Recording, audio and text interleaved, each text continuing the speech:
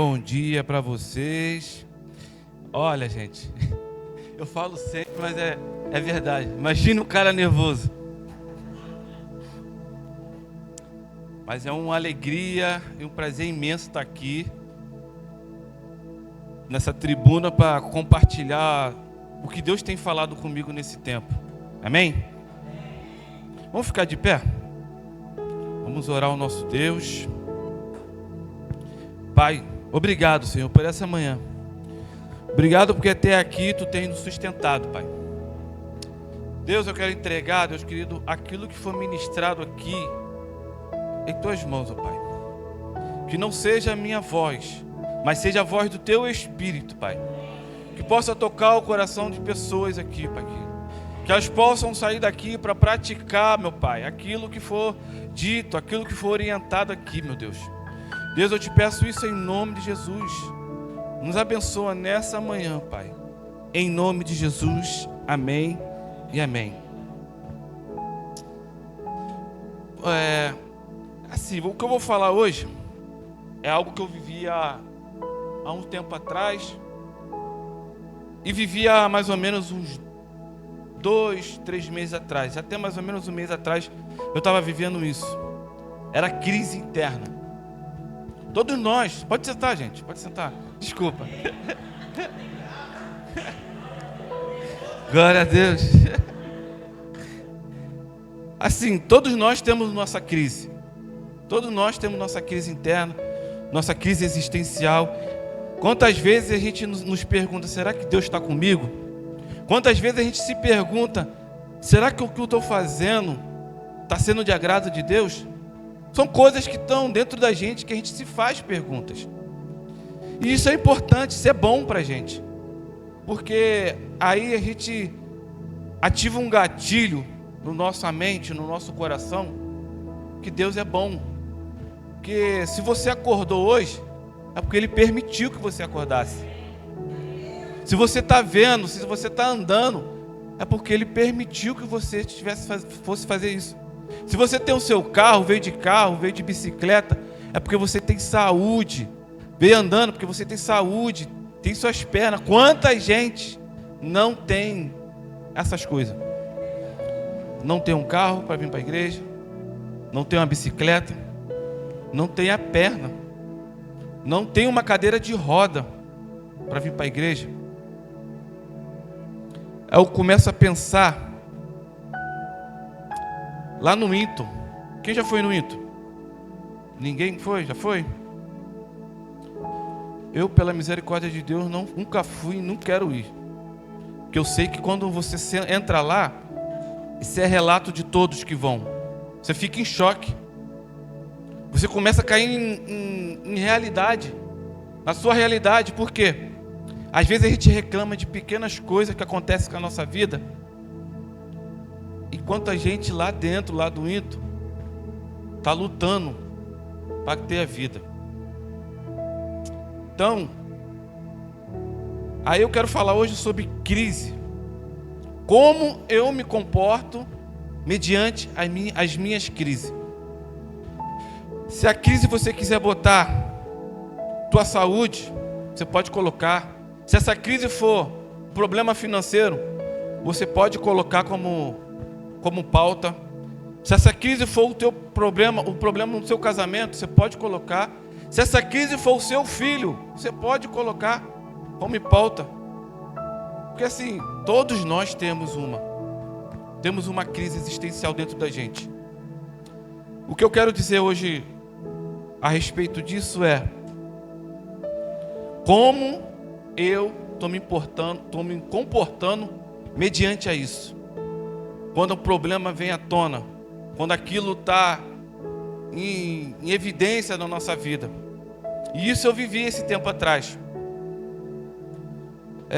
Uma frase que eu linkei aqui para mim poder falar com vocês é: a crise mostra o caráter que tenho em Cristo Jesus. Porque é através da crise que eu vejo quem eu sou verdadeiramente em Cristo Jesus. Porque aonde você vai quando você está em crise? Eu me fiz essa pergunta. Porque tem gente que quando está em crise, está com problema, está com dificuldade, vai para a internet. Tem gente que está com dificuldade, vai para o bar beber.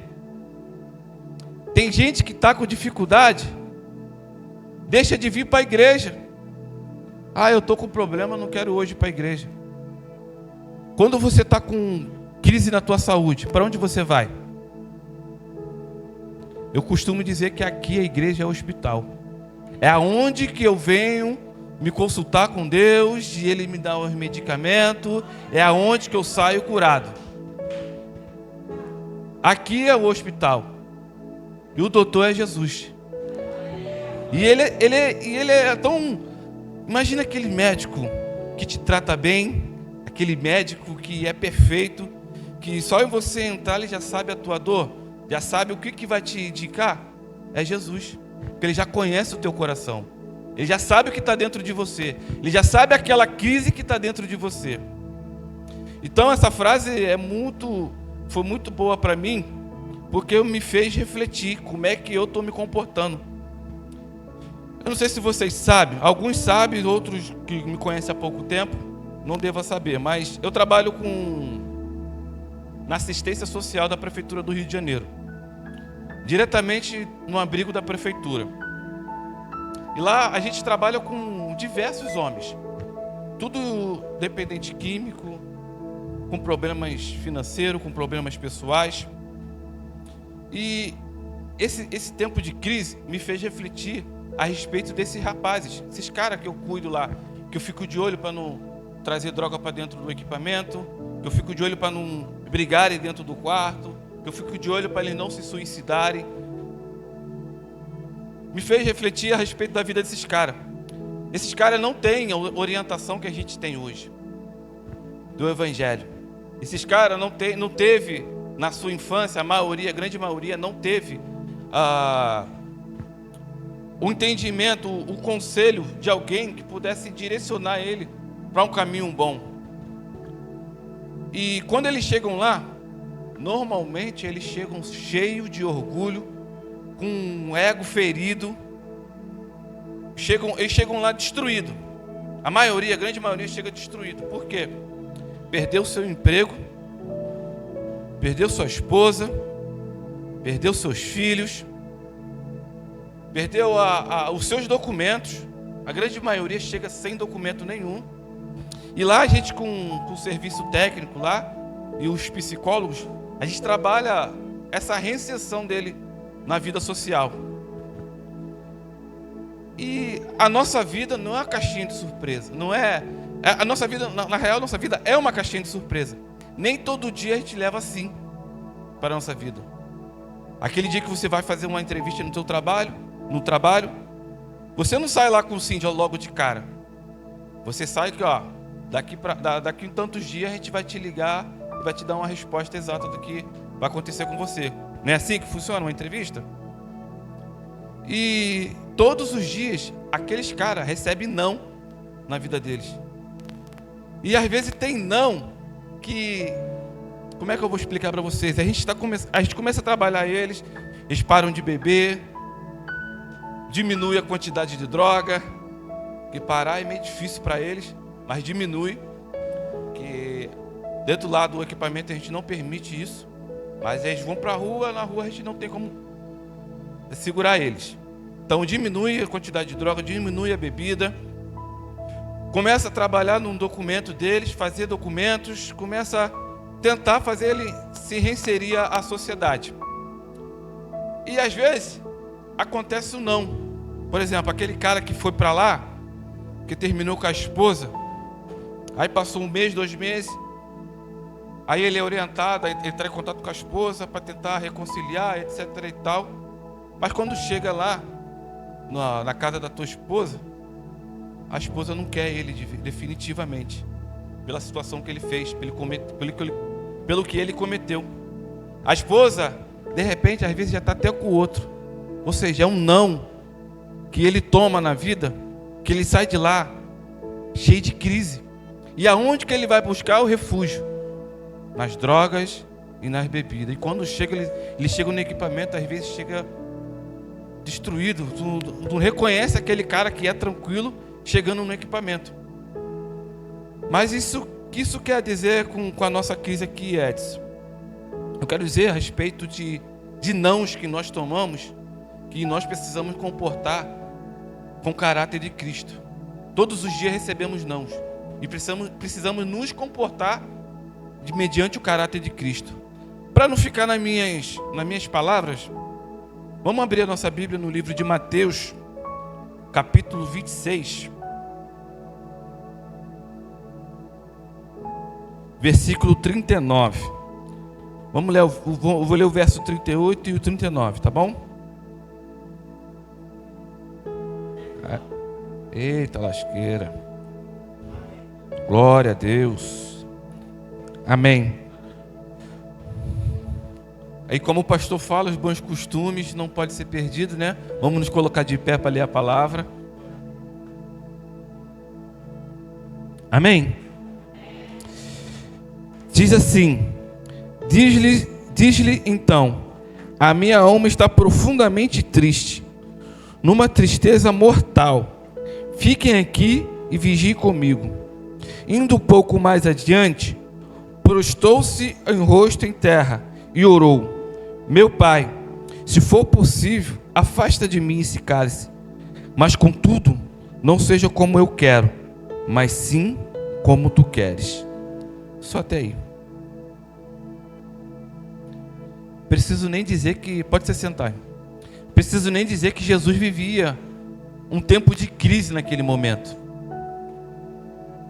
Jesus, nem o homem mais perfeito que existiu no mundo, não teve esse... Como é que se diz? Não se... Viveu esse tempo de crise. Se Jesus viveu, imagine a gente que vive todo dia, tem todos os dias nossas crises. E aqui, eu pensando em Jesus, quando eu estou em crise, eu preciso buscar nele o exemplo. Buscar nele aquilo que ele fez para me poder vencer a minha crise, a minha dificuldade. Aqui no verso 39, na primeira parte, diz assim: indo um pouco mais adiante, prostou-se com o rosto em terra e orou.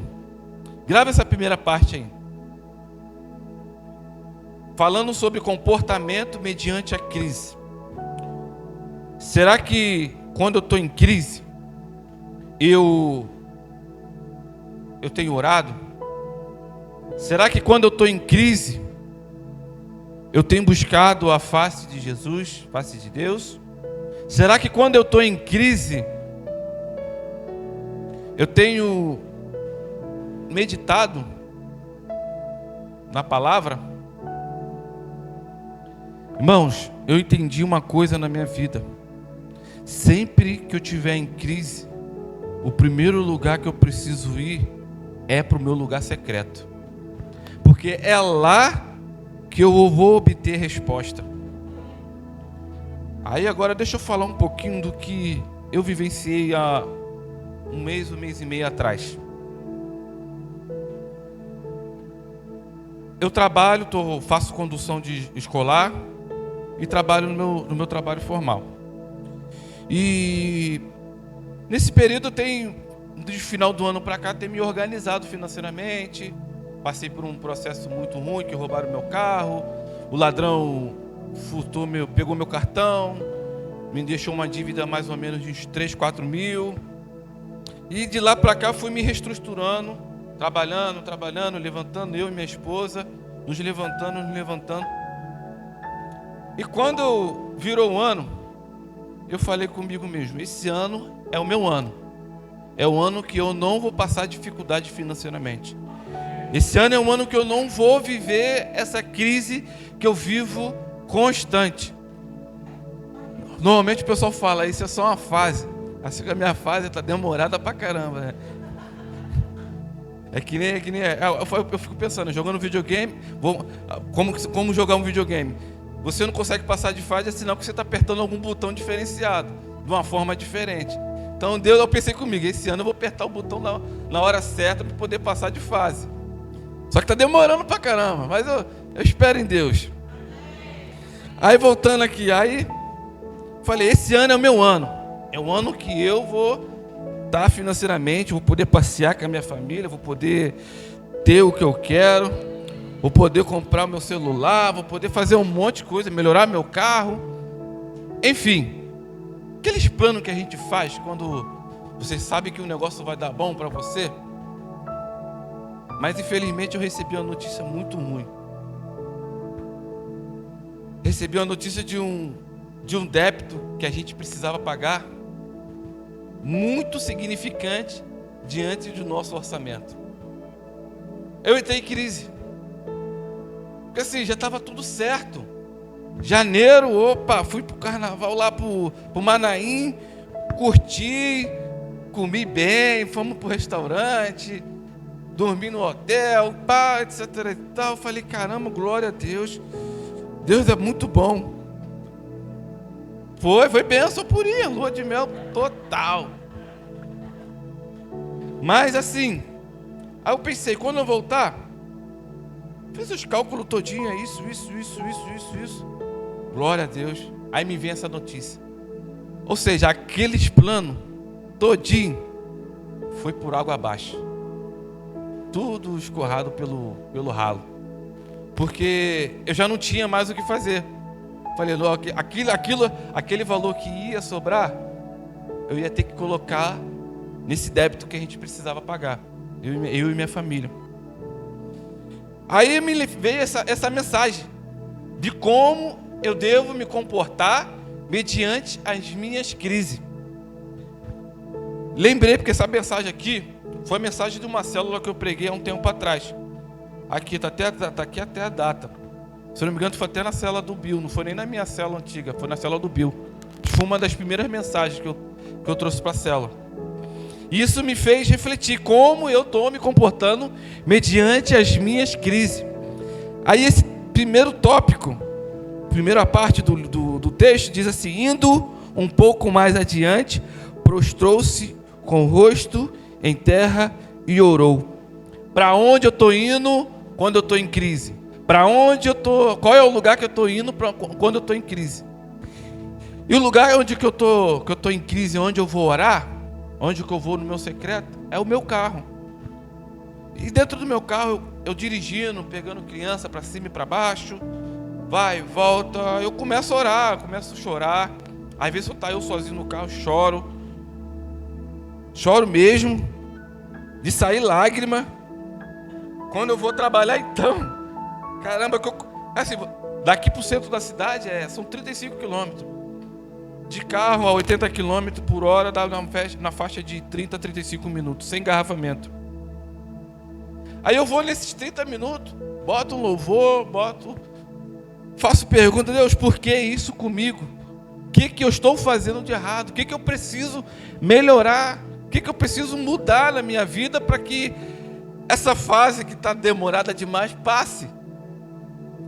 E Jesus foi falando comigo: você precisa ir para o seu lugar secreto.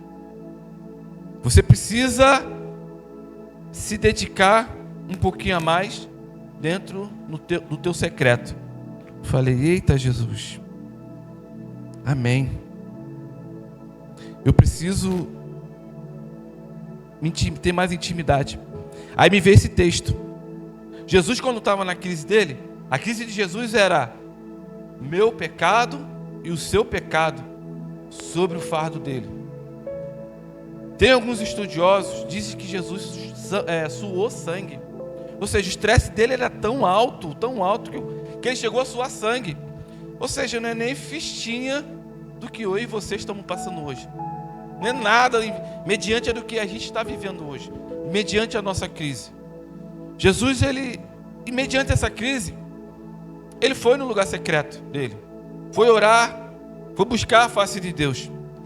E se você tem um exemplo número 1, se você quiser anotar aí, o exemplo número 1 de Jesus é: quando eu estou em crise, eu vou buscar a face do meu Deus.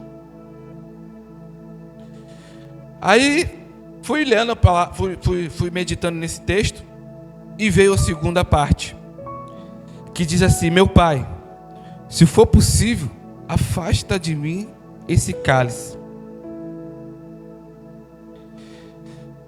Já entrei no meu lugar secreto para Deus me orientar de como eu devo me lidar com o meu conflito, com a minha crise.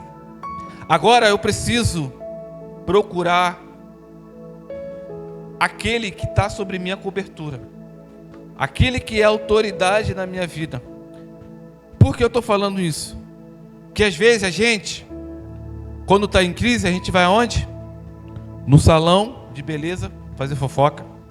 Quando a gente está em crise, a gente vai para a barbearia. Quando a gente está em crise, a gente vai para a esquina conversar com amigos que não têm entendimento do que a gente tem. Quando a gente está em crise, a gente vai para um monte de lugar, mas não procura aquele que é a nossa autoridade. E quem é essa autoridade? Quem participa de uma célula aqui? Quem não participa? Amém. Quer um conselho? Procure uma mais rápido possível. Aqui você tem um alimento bom, sólido. Lá você tem um alimento mais mastigado para você, que é lá onde tem direções durante a semana do que você precisa fazer. Então, se você não participa de uma célula, participe. Procure um líder de célula ainda hoje e pergunta onde que é a tua célula, onde que eu posso participar, quando que eu posso participar, que horas que é, e vai ser bênção. E uma das coisas, mediante a crise de Jesus, ele foi buscar orientação do Pai Celeste, que é o tópico 2 que eu falei aqui, que diz assim: meu Pai, se for possível, afasta de mim esse cálice. Ou seja, ele foi a Deus pedir para que tudo aquilo que ele fosse viver fosse tirado dele. Mas o tópico 3 diz assim: não seja como eu quero, mas sim como tu queres. Ou seja, irmão, o tópico 2 fala sobre buscar a tua autoridade. Busca o teu líder de célula. Quando você estiver em crise e você não conseguir resolver, com certeza ele é um homem de Deus, uma mulher de Deus, e vai te orientar da forma correta de como você proceder mediante a tua crise. Procure o teu pastor. Procura a tua pastora. Quando eu estou em crise e quando não dá para segurar mais, eu sou um cara que eu seguro a crise até o último estágio. Quando eu não consigo passar da fase mesmo, eu vou no meu pastor. Meu pastor, está acontecendo isso. Às vezes eu não chego nem a falar com ele, porque eu já começo a dar sinais.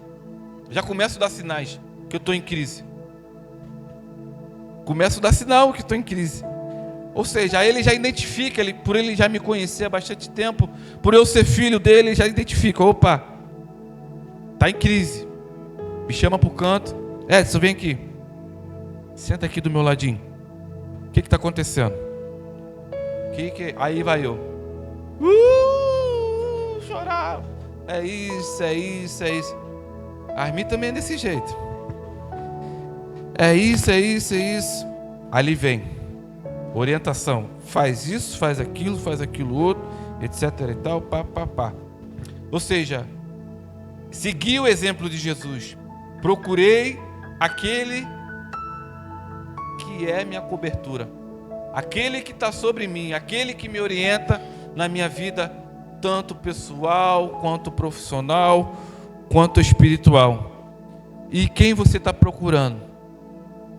Quem vocês têm procurado quando vocês estão em crise? Gente, eu não sou eloquente não sei falar não. Eu sou assim mesmo, pausado, falo. Mas se você não estiver entendendo, pede direção do Espírito Santo que ele vai te dar a entendimento. Vamos lá. O terceiro tópico. de como eu devo me comportar mediante minha crise dentro do exemplo de Jesus. Diz assim: não seja como eu quero, mas sim como tu queres. Como eu vou falar a respeito disso? A vontade de Deus, ela é boa, perfeita e agradável. A vontade de Deus, ela hoje pode estar doendo em você, mas amanhã vai ter um alívio. Para não ficar só no que eu estou dizendo aqui, vamos abrir nossa Bíblia no livro de Salmos. Salmo 23, verso 2. Esse pequeno versículo, ele mexe muito comigo quando eu estou passando com meus problemas. Que ele tem um significado muito grande para mim. Muito, enorme, imenso, imenso. Vocês não têm noção de quanto esse versículo tem um significado para mim. Em verdade, em verdes pastos, pastagem me fez repousar. Em verdes pastos me fez repousar. Essa palavra repousar me traz um alívio em Cristo Jesus. Por quê? No verso 1 diz assim: o Senhor é meu pastor, de nada terei falta. Em verdes pastos me faz repousar. Me traz a seguinte situação: de tudo que eu estou vivendo hoje, eu preciso somente descansar em Deus. Se a tua crise hoje é saúde, descansa em Deus que a cura vem. Se a tua crise é financeiramente, como a minha, descanse em Deus, que o dinheiro não sei se vai entrar, mas pelo menos em paz você vai estar. Eu estou dizendo isso porque o coração palpitava muito forte, sabendo que tinha um final do mês, a data chegando para pagar a conta, e o dinheiro não está entrando, o suficiente. E Deus, o que eu vou fazer? O que eu vou fazer? Mesmo que não tenha entrado, você está em paz. Teu coração está em paz, porque Ele é a paz. E esse versículo aqui me mexe muito comigo, porque ele fala como levar em pasto verdejante. Eu me coloco como ovelha. A ovelha, ela não escuta qualquer outra pessoa, ela escuta só aquele cara que direciona ela, que é o pastor da vida dela. Por isso que o versículo 1 começa: o Senhor é meu pastor, de nada terei falta. O Senhor é meu pastor, Ele vai me levar para situações que eu vou descansar nele. Independente do que eu estou vivendo, estou com saúde ruim, estou com problema financeiro, estou com problema pessoal, estou com problema no meu casamento, estou com problema com meu filho, descanse nele. Ele te leva no lugar de descanso. O versículo 3 do capítulo do livro de Mateus, a qual a gente estava lendo, versículo 26, capítulo 26, versículo 39, a última parte do texto diz assim: não seja como eu quero, mas sim como tu queres. Ou seja, aquilo que eu estou fazendo, que está acontecendo comigo, eu preciso já declarar: Pai, está entregue em tuas mãos. Não seja como eu quero. Que a minha vontade é: Senhor, ou tira a dívida de mim, ou me joga um dinheiro grande para eu poder pagar. A minha vontade é essa, mas que seja feita a vontade dele. Porque tudo que eu vivo, tudo que eu faço hoje, eu priorizo muito a Deus, tanto no meu trabalho, até minha vida financeira. Eu dou tudo prioridade a Ele. Quando o meu pagamento cai, lá eu abro minha conta, meu aplicativo do banco, e eu vejo já o valorzinho lá. Obrigado, meu Deus. Eu sou grato em tudo. Que eu lembro que quando eu era criança, não tinha um brinquedo que eu queria. Eu lembro quando eu era adolescente, não conseguia comprar a roupa que eu queria. Eu lembro quando eu comecei a trabalhar, Eu não comecei a trabalhar no trabalho que eu queria. Comecei a trabalhar numa oficina mecânica, como ajudante de lanterneiro, ganhando R$ 20 por semana. Eu lembro dos meus primeiros R$ 20. Eu conto isso na célula, eu contei isso para os caras aqui na alguma administração não Você é Capaz. Meus R$ 20 só serviu para quê? Comprar um gel, porque eu tinha um cabelo enroladinho. Olha, tinha. Muito tempo. Comprar um gel, comprar um biscoito traquinas e um desodorante para não ficar com um sovaco fedorento. Não, era o Axe, é verdade, era o Axe. O Axe 48 horas para poder ter 2 dias de... E detalhe, quando não tinha, eu aprendi uma parada que, gente, não faça isso. Quando não tinha desodorante, eu ia no sacolão pegar limão, mano. Pegava limão, passava. Eu falei, Jesus amado, que fase que eu vivi, mano. Gente, pelo incrível que pareça, era um palito. Só tinha cabeça e bunda, que eu puxei da minha mãe. Não tinha isso aqui. Mas hoje eu sou grato pelo que eu tenho. Não é muito, mas eu sou grato. Porque eu lembro dessa fase de R$ 20 por semana. E detalhe, fui promovido. Passei a ganhar 30. Aí fui promovido, passei a ganhar 40. Aí fui promovido de novo, passei a ganhar 50. Aí quando eu ia virar meio oficial na oficina, aí o cara começou a entrar em implicância comigo. Por quê? Ele tinha que perder um dinheiro a mais para mim. Cada serviço que ele pegava, ele tinha que pelo menos me dar uns 40%, 30%. Ou seja, era um dinheiro maior que ele ia perder. Aí ele começou a entrar em implicância comigo. Eu peguei, fui embora, saí da oficina. Aí fui trabalhar de carteira assinada onde? No McDonald's. Falei, caramba, que fase ruim. De R$ 20 para ganhar R$ 1,28 por hora. Meu Deus. É, verdade. Que aí era refrigerante, hambúrguer toda hora. Batata frita. Olha, quando eu saí do McDonald's, eu fiquei uns 3 anos sem comer batata frita. E olha que a batata do McDonald's é uma das melhores que existe. Mas enfim. Mas eu sou grato a Deus porque, ganhando R$ 1,28 por hora, eu conheci minha princesa. Conheci o amor da minha vida. Ganhando R$ 1,28 por hora, eu conheci o Isaac, que está lá atrás trabalhando. Com R$ 1,28 por hora, veio a Débora, que é aí que veio a primeira crise de pai. Falei, caramba, meu Deus, ganhando R$ 400, 450 por mês, o que eu vou fazer com um filho e ainda pagando aluguel? Na real, 2, que o Isaac ele era pequenininho. 2 filhos ainda pagando aluguel. Falei, Jesus amado. Entrei em crise, mas entreguei na mão de Deus.